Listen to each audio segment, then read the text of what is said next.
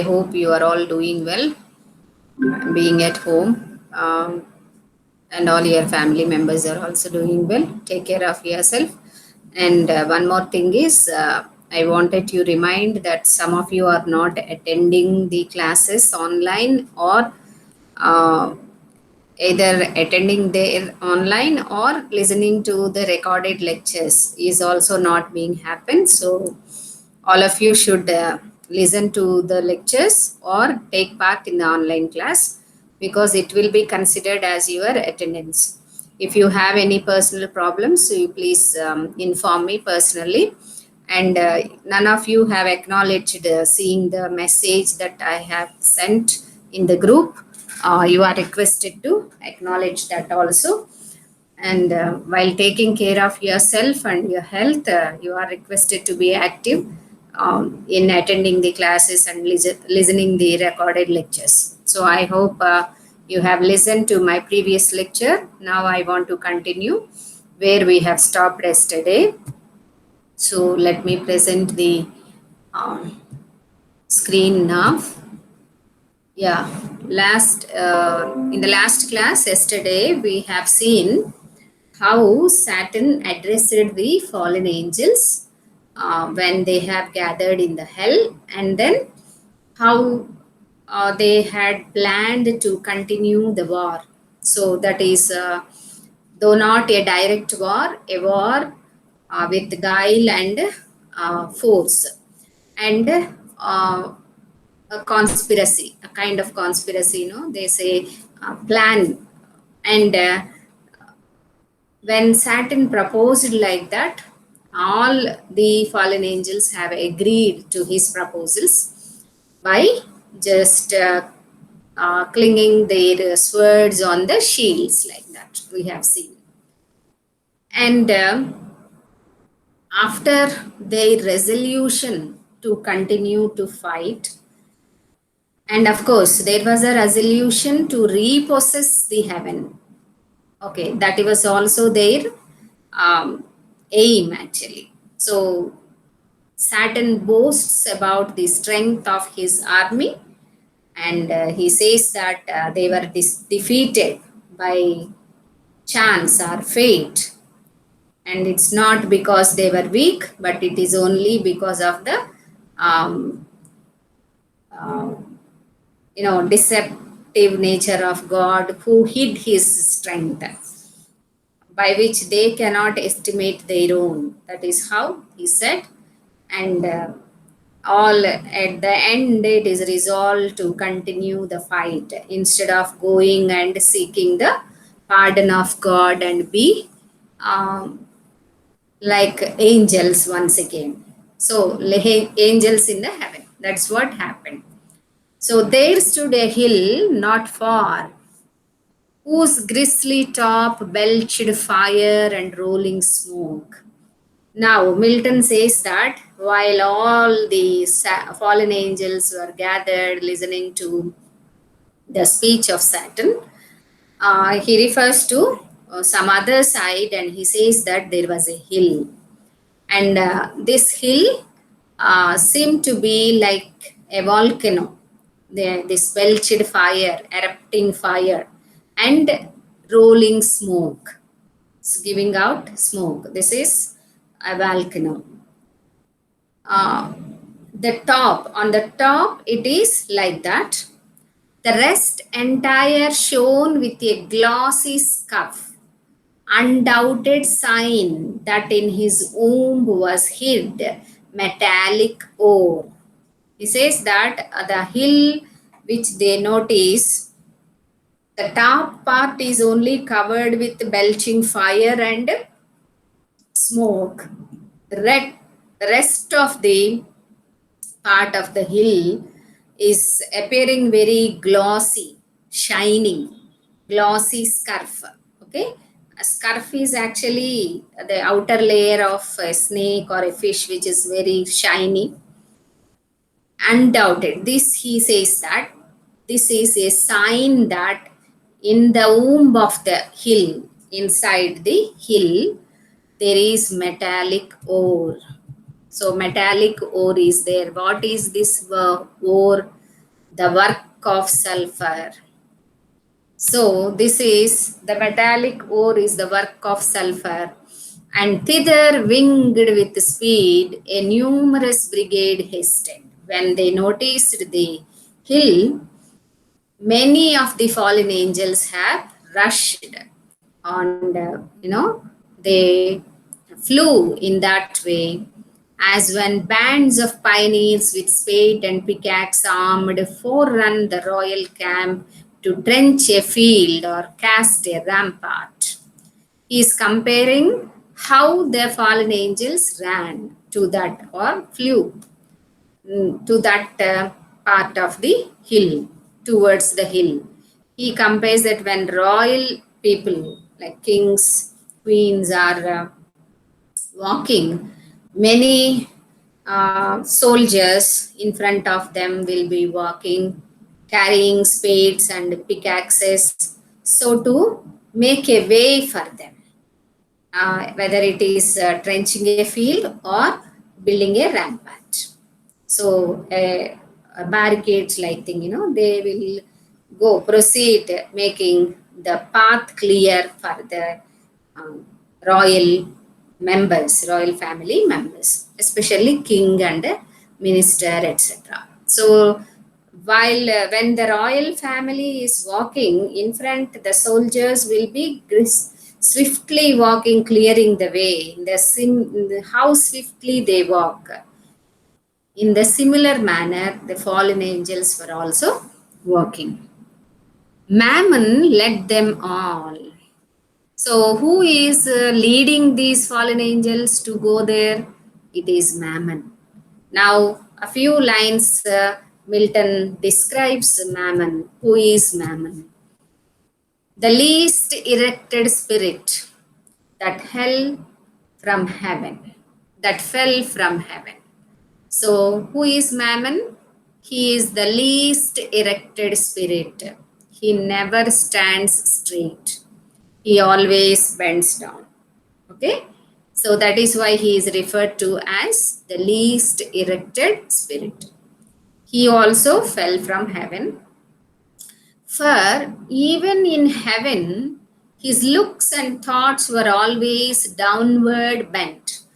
This Mammon is not bending now in the hell.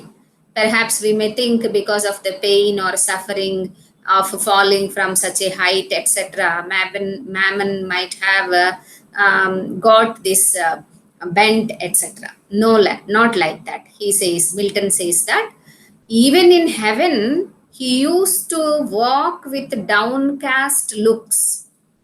Why?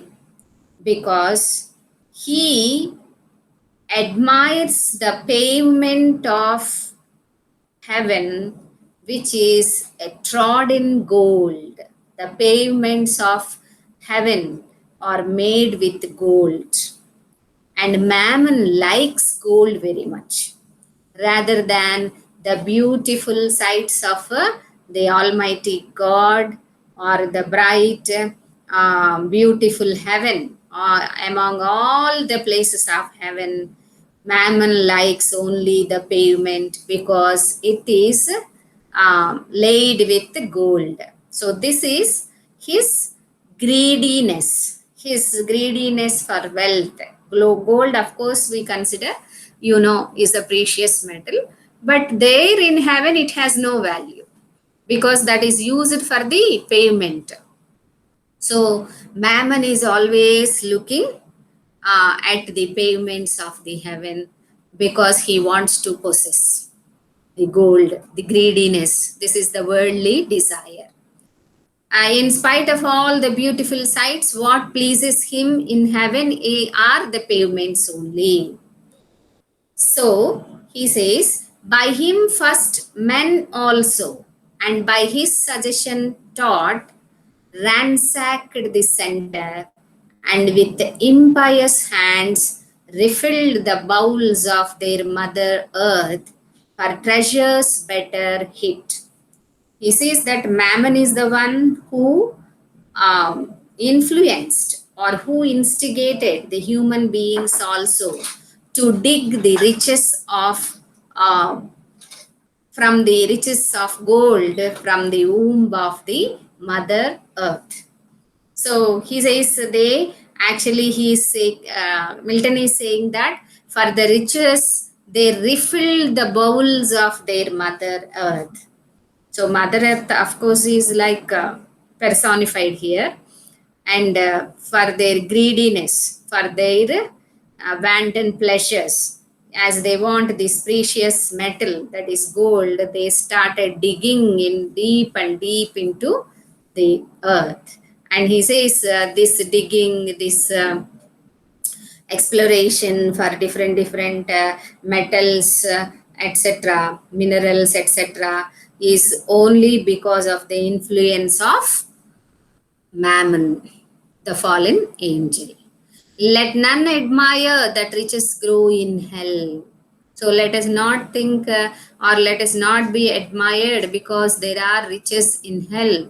That soil may best deserves the precious bane. He says that gold is a precious bane. It is not is of no value in heaven because it is used in pavements. And we, the human beings, should also consider like that. We should not value the gold. If we value gold, you are the party of the Saturn.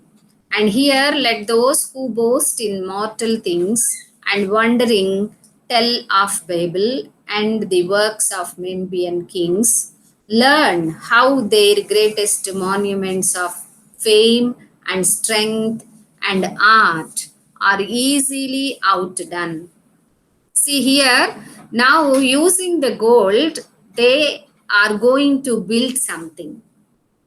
Before he describes what they are going to build, Milton is saying that um, is talking about the great structures of Babylonian civilization or Egyptian civilization.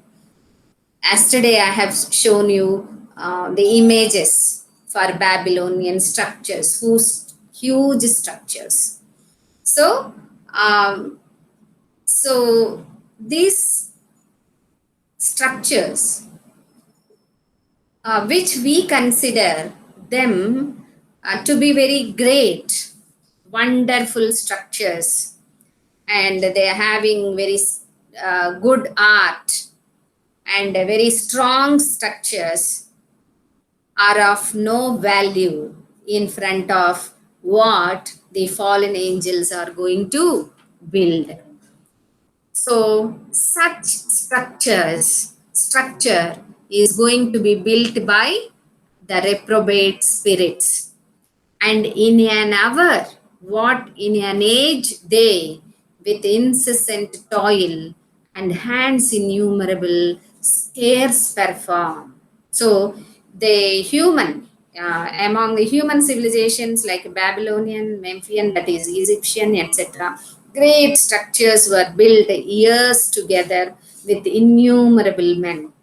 But here, in the hell, the innumerable fallen angels built a great structure within an hour. So it's years on earth. It took only an hour for these fallen angels. And of course, they are also like men, of course, innumerable in the sense not counted, but they, of course, fallen angels are innumerable. And many people working for years could not build that kind of structure, but within an hour they built a great structure. So, nigh on the plain in many cells prepared, that underneath had veins of liquid fire, sluiced from the lake. So, one group actually started digging. Okay, they started digging the hells, the land in the hell. There's like sluicing the fire, the liquid fire, and they are preparing the foundation for the building. um, they are preparing many cells, one group. The other group, The second multitude with wondrous heart founded the massive oar, severing each kind and scummed the bullion rows. Now, the second group are digging the golden ore from the hill and clearing it of all the dirt.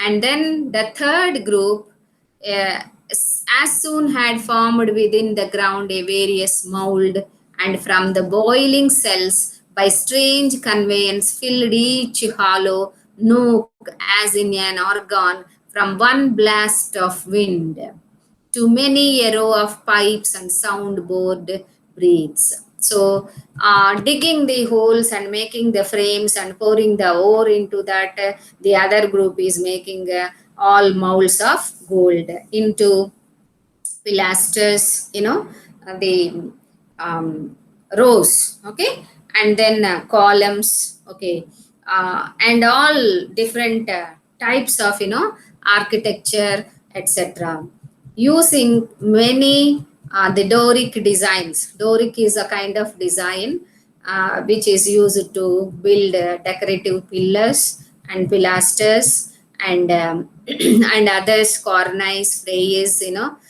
cornice is uh, what the sculpture, a metal uh, a cornice is ornamental molding round the walls of a room. In a room, the walls are decorated, and the frieze is a horizontal sculpture or a painted decoration. So, what we find in different cultures, actually heathen cultures, means Greek, okay, or Indian or African, etc., whose constructions are very decorative. Okay, Milton is referring to that kind of decorative buildings, and he is saying that the fallen angels actually built those structures in a quick manner. And now from the line 717, he says again goes to the Babylonian and Al Cairo, the city of Babylon and Cairo. They have such magnificent structures are of no equal in front of this building.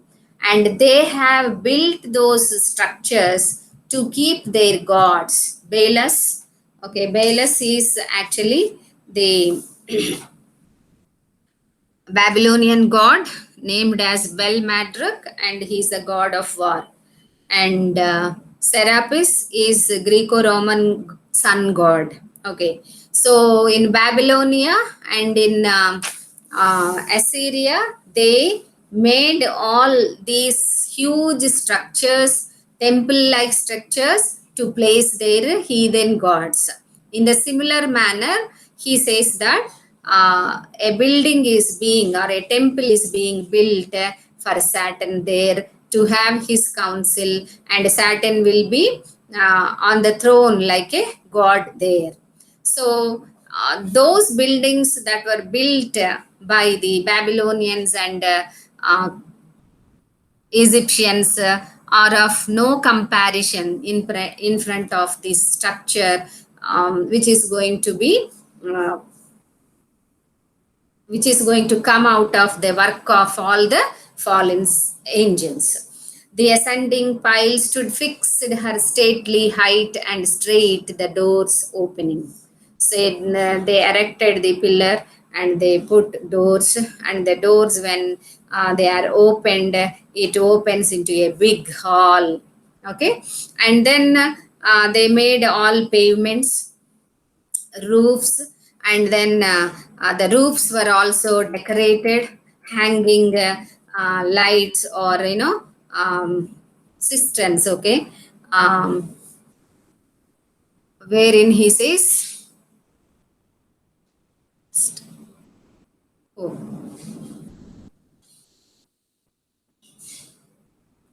it has gone, let me let Yeah, here it is. So the ascending pile, they stood fixed her stately height. One big pillar is put, and straight doors were opened, and discover wide within her ample spaces over the smooth and level pavement. They laid smooth leveled pavements from the arched roof, pendant by the subtle magic. From the roof they hung a pendant with a kind of magic, and many a row of starry lamps and blazing cressets. A cresset is a metal container that is used to fill oil so that lamps will be burning or giving light. So they are being burnt with naphtha and asphaltus chemicals, which give flame. So they have fixed all lights. Now they are yielding light, as if they are hanged, as if they are hanging from the heaven. Though they are hanged at a very high place, that it appears as if they are hanging from the heaven. The hasty multitude admiring entered.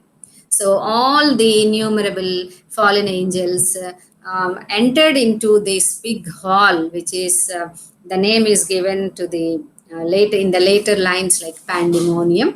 All of them have entered. Some are praising the work, and some are praising the architect. And now, next 10 or 15 lines, he is describing Mulciber. Mulciber, who is the architect in the heaven. Mulciber is known in the heaven as a great architect. And he, with his followers, or with his workers, all fellow workers, skilled workers, built all the great buildings even in heaven. But it is believed that there is a story that is spread regarding this Mulciber among the Greeks, wherein they believe that Jove has sent them out of his place, heaven. The fable, actually, because Jove is not the god according to Christian mythology. Jove is god according to Greek mythology. So he is it is the fable is circulated, is the fable is very well known about Mulciber, that Jove, he got battle with Jove, and Jove is the one who has thrown him out. And it is believed that he fell, noon he fell, from noon to dewy, morn to noon, noon to dewy eve, summer's day, and with the setting sun, dropped from the zenith like a falling star on Lemnos. So Lemnos is actually in Greece only, place near the Aegean Isle. And he says this Mulciber has fallen from the zenith like a falling star. But Milton says that this is a very erroneous story, because it is not Jove who threw him, but it is God the Almighty in the heaven, and he has fallen out of the heaven through Saturn, along with Saturn and his fallen angels only. But he was, of course, sent headlong with his industrious crew to build in hell. See, because he is a great architect, and because he built many beautiful, wonderful buildings in heaven. And Milton also says that God is so great that he arranged different buildings, okay, for different angels.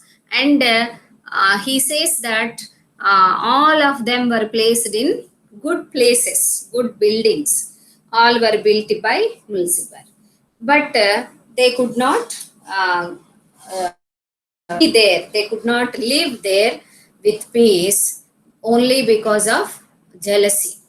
As stated earlier, it is only because the feeling of jealous over God, that Saturn, who is the right hand of God, felt jealous of God, and he gathered some of the like-minded angels and fought the war.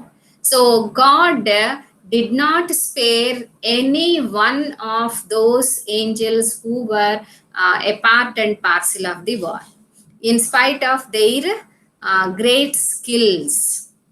See, the Mulciber is a great architect, but Milton says that his skill did not spare him from the wrath of God.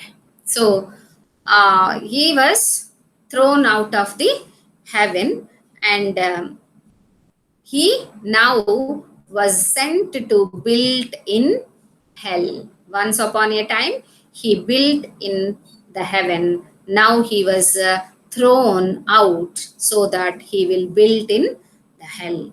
Meanwhile, the winged heralds, by command of sovereign power, with a awful ceremony and trumpet sound, throughout the host proclaim a solemn council forthwith to be held at Pandemonium.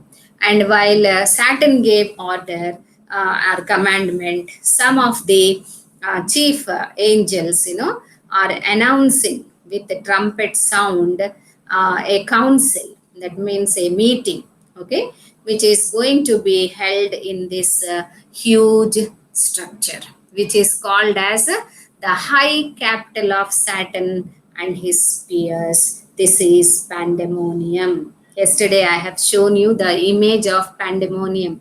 A big hall which is having a dome-like structure in the middle, on which Saturn is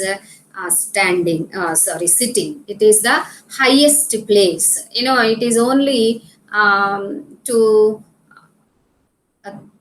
place himself like God.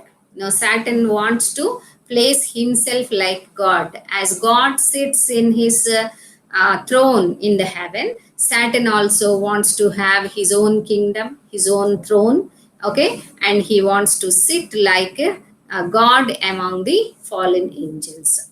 So a pandemonium is built, and he is going to have a meeting of, it's like, a circulation of meeting. Okay, circular is sent regarding the meeting that Saturn is going to organize in that Pandemonium, and there summons called for from every band and squared regiment, by place or choice the worthiest.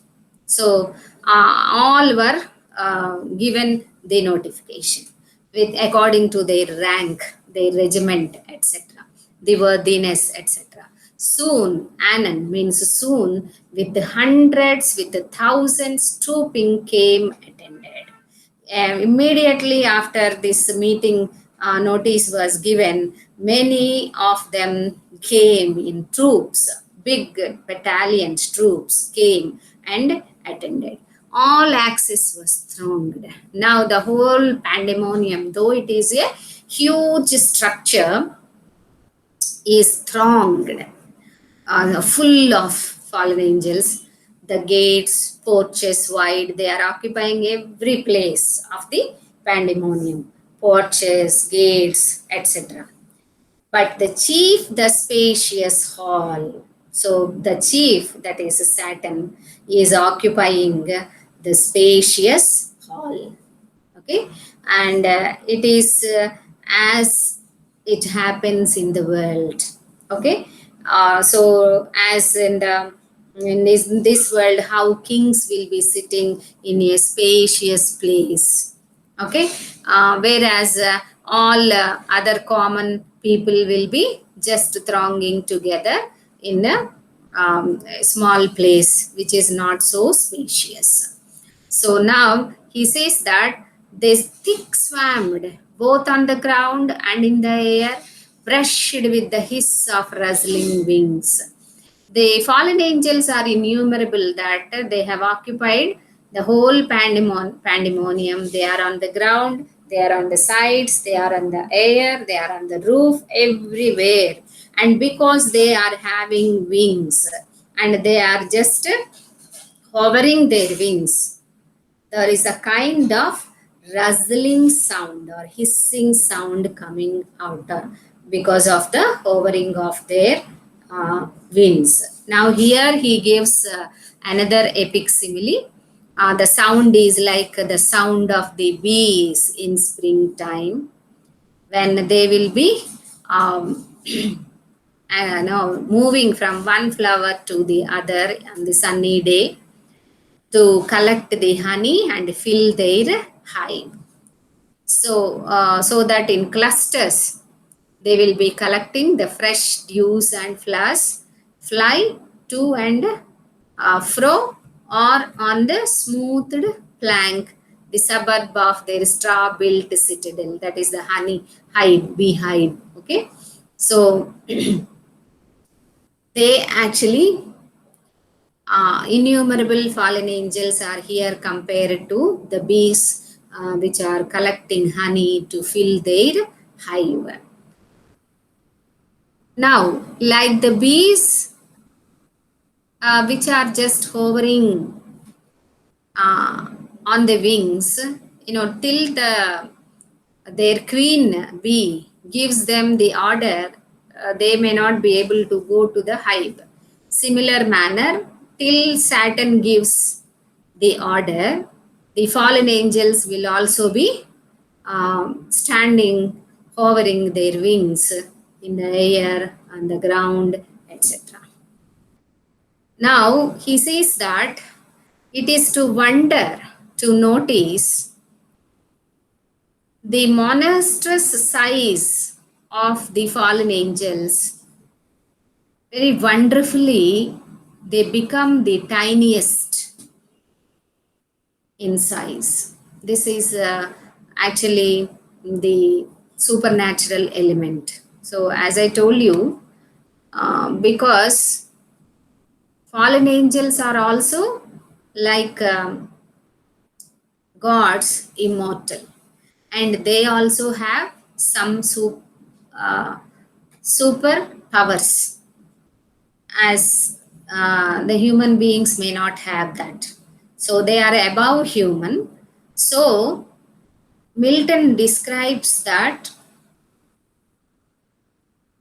because they are supernatural, they could change their size from the monstrous size to the tiniest size, so that the pandemonium is now sufficient for them. So that is the supernatural.